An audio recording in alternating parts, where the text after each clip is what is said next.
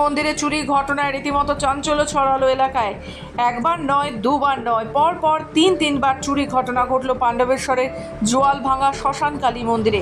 ঘটনা সূত্রে জানা যায় 2021 সালে এবং গত বছরের জুন মাসে এই শ্মশান কালী মন্দিরে চুরির ঘটনা ঘটেছিল। এই চুরির ঘটনা মৌখিকভাবে জানানো হয়েছিল পুলিশ প্রশাসনের কাছে। তবে আগের দুটি চুরি কিনারা করতে এখনো পারেনি পুলিশ।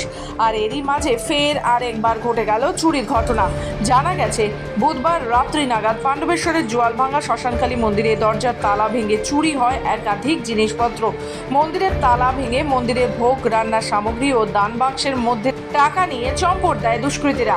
এক স্থানীয় বাসিন্দা জানান, একবার নয়, এই নিয়ে 3বার চুরি হয়ে গিয়েছে। মন্দিরের দানপত্র থেকে চুরি হয়েছে টাকা, এমনকি মন্দিরের ফ্যানও খুলে নিয়ে যাওয়ার চেষ্টা করেছিল দুষ্কৃতীরা। আমাদের এই শ্মশানকালী মন্দির বহুদিন থেকে আমাদের এখানে পুজো পাঠ হয়। তো এইখানে এই দুবার চুরি হলো, এই নিয়ে 3বার হচ্ছে। আমাদের মায়ের ভোগের যে সকল হাঁড়ি ডেকচি থালা বাসন সমস্ত কিছু কাল রাতে চুরি করে চলে গেছে। এমনকি ফ্যানটা পর্যন্ত খুলতে গেছিলো, সেটাতে তালা মারা আছে, খুলতে পারেনি। দানপত্র বাক্সাতে যে টাকা পয়সা ছিল সেগুলো সব নিয়ে চলে গেছে।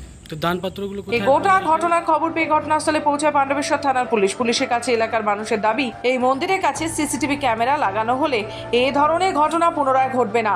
বারবার এই মন্দিরের চুরির ঘটনায় রীতিমতো চাঞ্চল্য ছড়িয়েছে এলাকায়। যদিও গোটা ঘটনার তদন্ত শুরু করেছে পাণ্ডবেশ্বর থানার পুলিশ। পাণ্ডবেশ্বর থেকে সুকান্ত রিপোর্ট, খবর বাংলা।